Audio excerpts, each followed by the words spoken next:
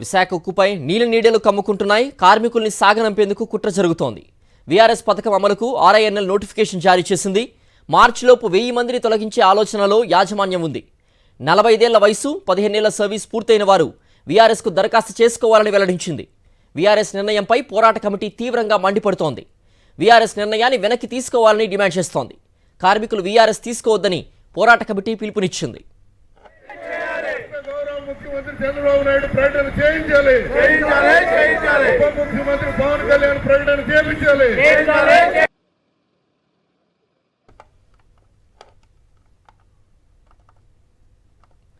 మరింత సమాచారం మా ప్రతినిధి అనిల్ అందిస్తారు.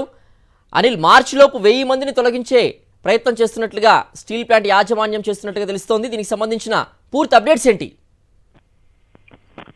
తమను గెలిపించండి, అధికారంలోకి వస్తే స్టీల్ ప్లాంట్ ను కాపాడుతామని చెప్పి ముఖ్యమంత్రి చంద్రబాబుతో పాటు డిప్యూటీ సీఎం పవన్ కళ్యాణ్ చెప్పారు. కానీ కూటమి ప్రభుత్వం అధికారంలోకి వచ్చిన తర్వాత స్టీల్ ప్లాంట్ పరిస్థితి అత్యంత దయనీయంగా మారిందనే చెప్పాలి. మొదట బ్లాస్ట్ ఫర్నేస్ లో మూసివేత కానీ, లేకపోతే కార్మికులకు ఇప్పటి వరకు చూస్తే కనుక సుమారు 4-5 నెలలుగా జీతాలు అందనటువంటి పరిస్థితి.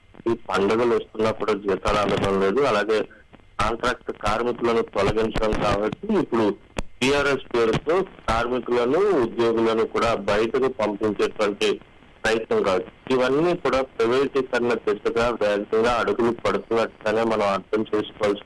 దీనిపై కార్మిక సంఘాల నేతలు, ఉక్కు కార్మికులు కూడా తీవ్రంగా మండిపడుతున్నారు. తాజాగా గతంలో టీఆర్ఎస్ కి అభిప్రాయ సేకరణ పేరుతో పెద్ద ఎత్తున ఉద్యోగస్తుల నుంచి ఎవరు వీఆర్ఎస్ తీసుకుని బయటకు వెళ్ళడానికి సిద్ధంగా ఉన్నారు అనే దానిపై అభిప్రాయ సేకరణ చేసినటువంటి ఆర్ఐఎన్ఎల్ తాజాగా నిన్న నోటిఫికేషన్ జారీ చేసింది. ఈ నెల 30వ తేదీ వరకు గడువు కూడా ఇచ్చింది.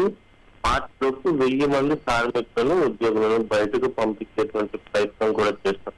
45 ఏళ్లు దాటిన వారు, 15 ఏళ్లు సర్వీసు పూర్తయిన వారు ఎవరైనా కానీ టీఆర్ఎస్ అప్లై చేసుకుంటే దాన్ని ఆమోదించి బయటకు పంపించడానికి ఇప్పటికే ఏర్పాట్లు కూడా చేస్తున్నట్టుగా మనకు సమాచారం ఉంటుంది. ఇక్కడ పోరాట కమిటీ నేతలు కానీ, ఉక్కు కార్మికులు కానీ ఒకటే విషయాన్ని ప్రశ్నిస్తున్నారు. జీతాలు ఇవ్వడానికి డబ్బులు లేవు, ఒకవేళ వీఆర్ఎస్ పెట్టుకుంటే ఎలా సెటిల్మెంట్ చేసి బయటకు అప్పుడు డబ్బులు ఎక్కడి నుంచి వస్తాయనే దానిపై వారు కూడా ప్రశ్నిస్తున్నటువంటి పరిస్థితి. పోరాట కమిటీ దీన్ని తీవ్రంగా ఖండిస్తుంది. కార్మికులకు కూడా పిలుపునిచ్చింది. కార్మికులు ఎవరు కూడా వీఆర్ఎస్ తీసుకోవద్దని చెప్పి.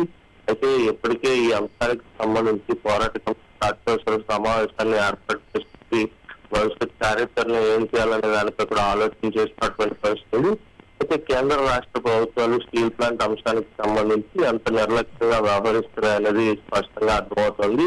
రాష్ట్ర ప్రభుత్వంలో ఉన్నటువంటి ముఖ్యమంత్రి గాని, ఉప ముఖ్యమంత్రి పవన్ కళ్యాణ్ గాని, స్థానిక ప్రజాప్రతినిధులు గాని ఎవరు మాట్లాడకపోవడంతోనే ప్రైవేటీకరణ దిశగా కేంద్రం ముందుకు వేగంగా అడుగులు వేస్తుంది అనేది మనకు స్పష్టంగా అర్థమవుతోంది.